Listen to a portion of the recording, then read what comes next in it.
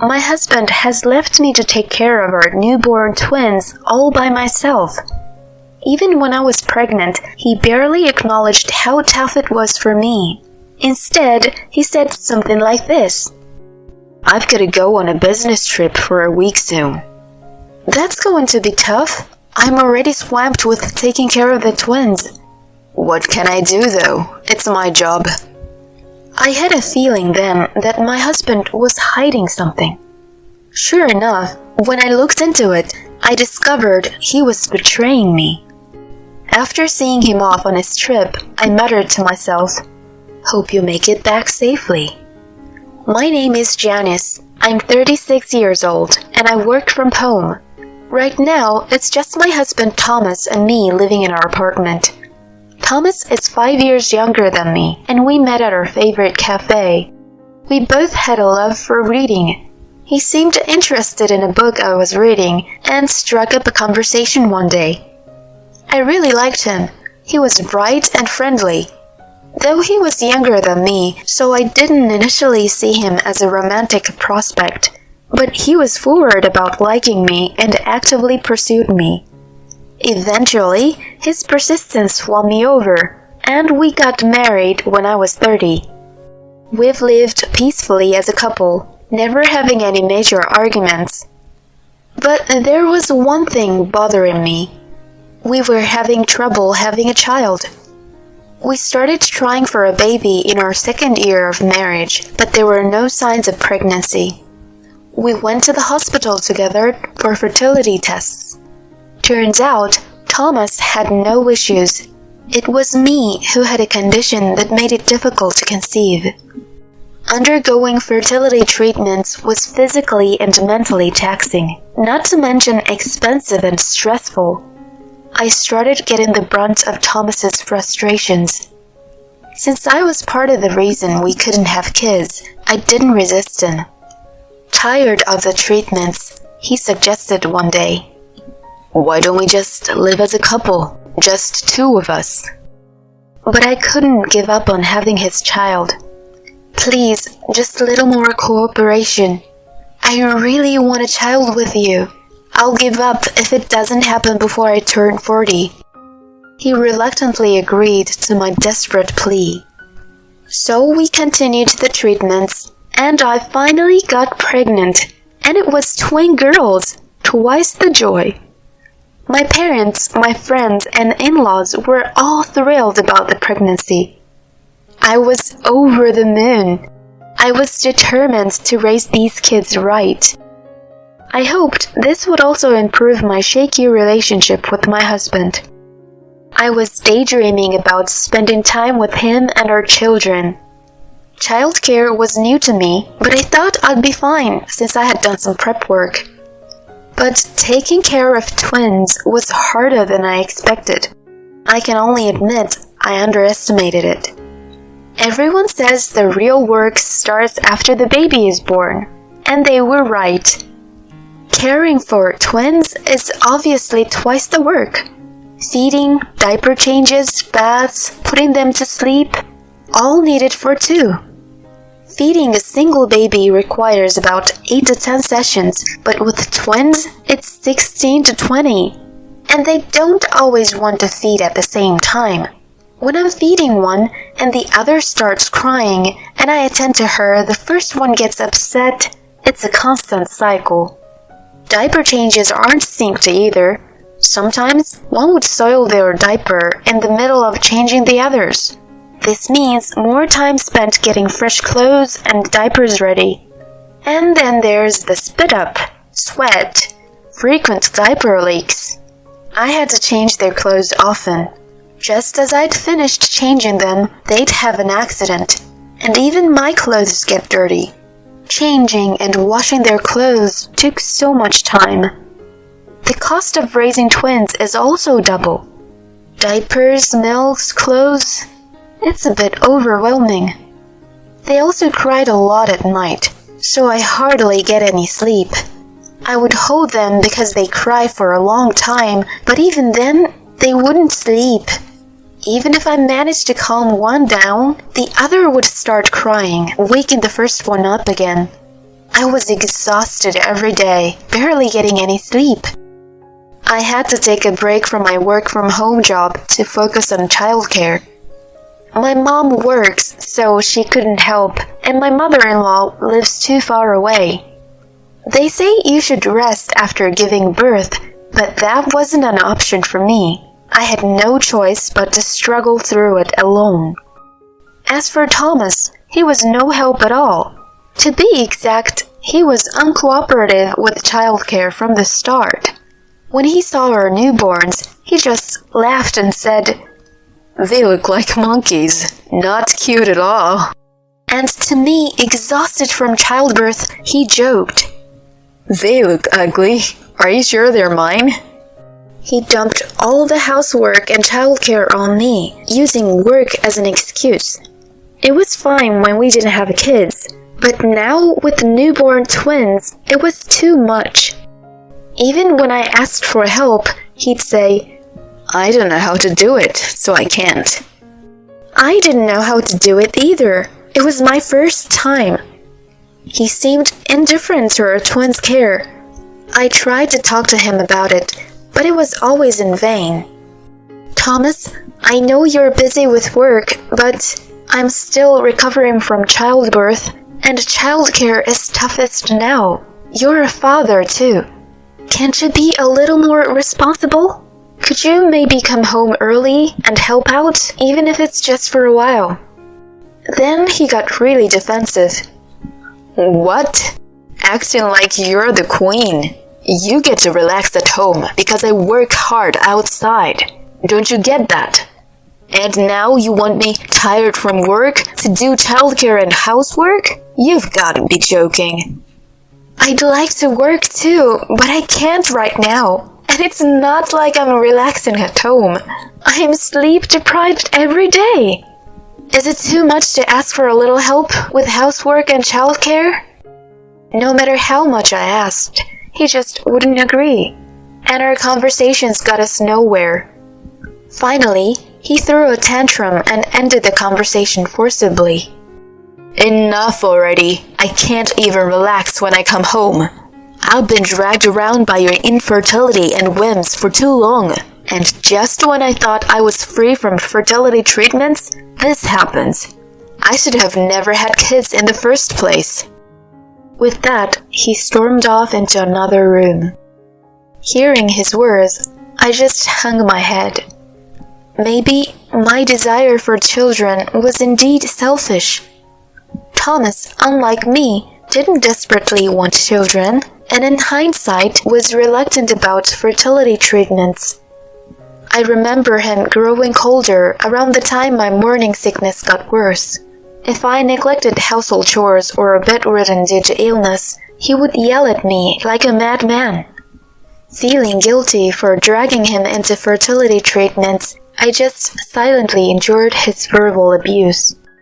I thought maybe things would change for the better once the kids were born, but instead, things just got worse.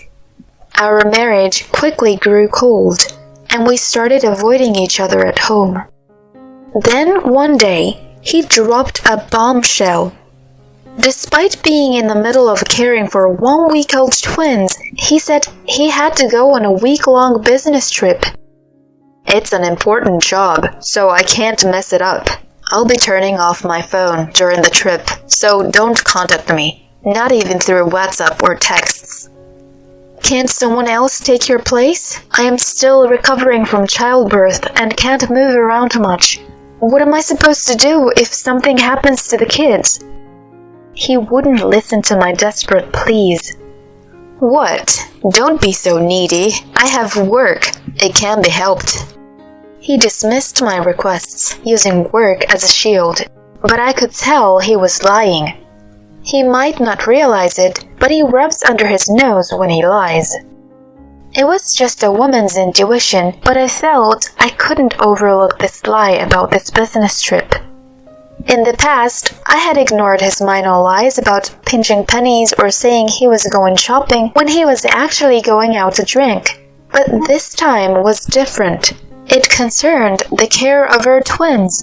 What kind of lie he was telling this time?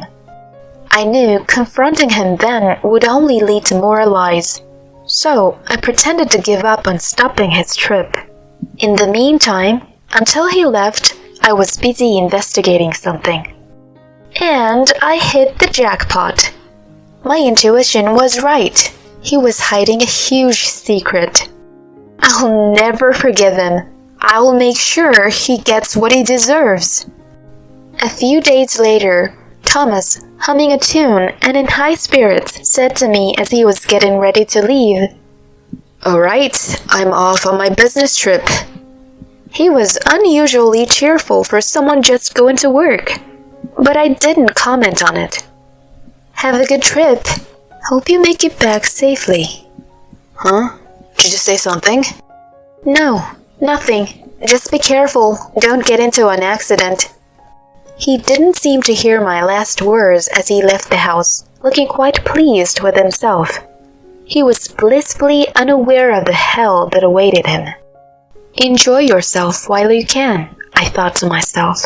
He won't have that luxury when he comes back. I decided to prepare what would come after his return. I was looking forward to seeing his reaction in a week. A week passed and he came home, but instead of the upbeat mood he left in, he looked utterly exhausted. His face covered in bruises, his clothes dirty and disheveled. "I'm home. Oh man, I'm so tired. There's no place like home." "Oh my, what happened to your face? Look at those bruises." "Oh, I just fell, that's all." He was rubbing under his nose again, lying even at this point, unaware that I already knew the truth. He was still so naive. Then he noticed something was off in the house. "Hey, what's with all these cardboard boxes? Are we moving or something?"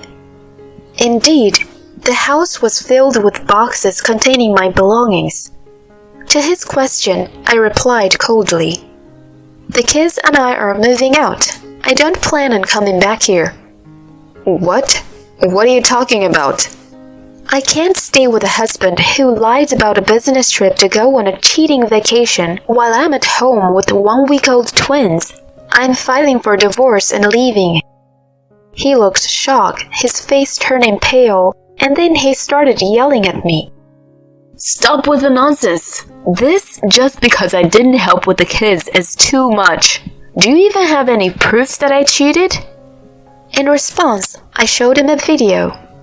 It showed him discussing his trip with his mistress. "I'm really looking forward to the trip tomorrow." "Don't worry, I fooled my wife." "Did you manage to talk to your husband, Sarah?" "Oh, that's great." Seeing the video, he went pale. "When did you? I thought you were at the hospital when I made that call." I never expected the camera I was setting up to catch something like this. After all, it was intended for a different use. Actually, this footage was from a baby monitor camera I had secretly bought with my personal savings. I was anxious about being away from the kids, so I had installed cameras around the room. I thought he would make a fuss about it being a waste of money. I had heard about a woman named Sarah from him before. "There's this cute new employee named Sarah, but she's married, too bad."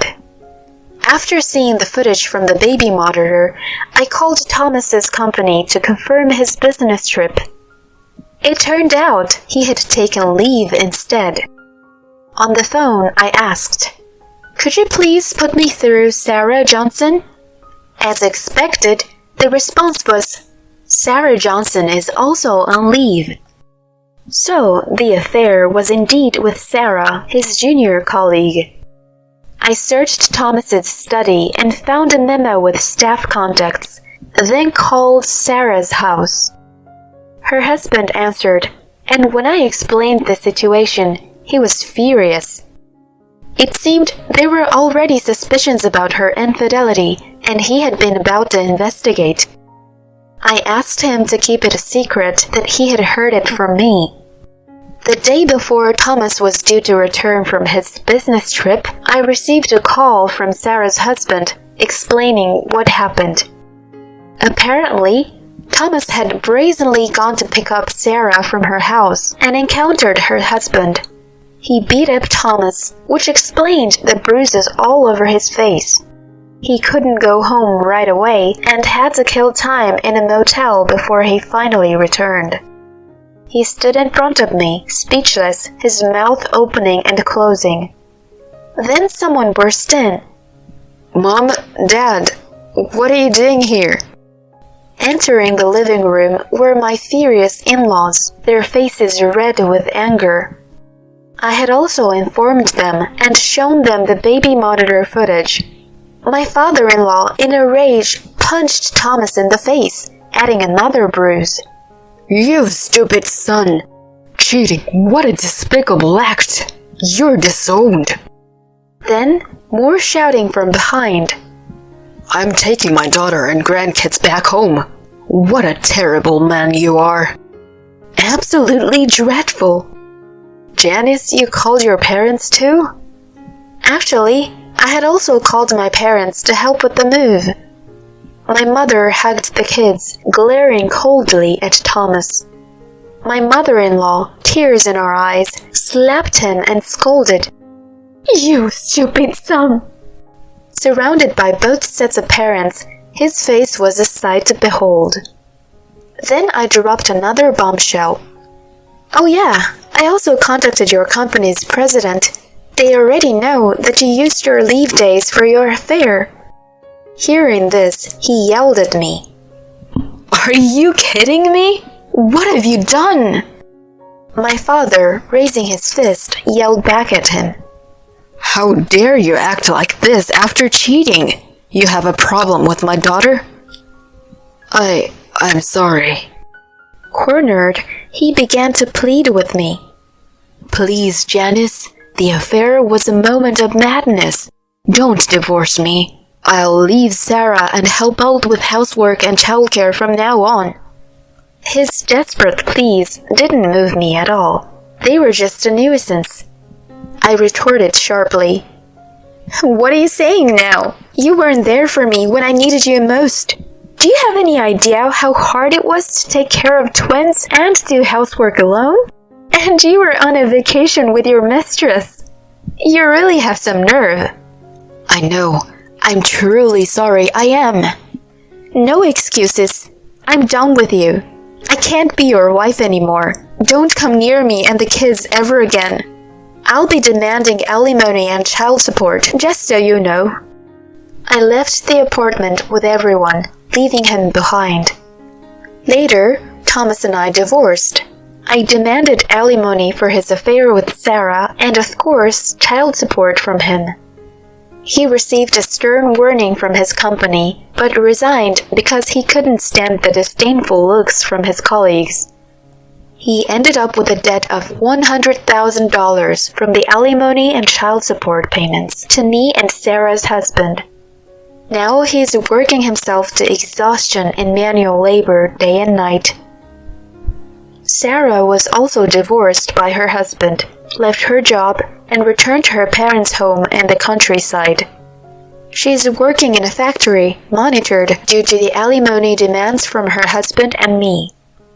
As for me, I moved back to my parents' home and I'm taking care of the twins with my mother's help. Just watching the twins grow up healthy makes me happy. They are loved by the entire family and seem very happy. I'm determined to work hard for the sake of these children's future.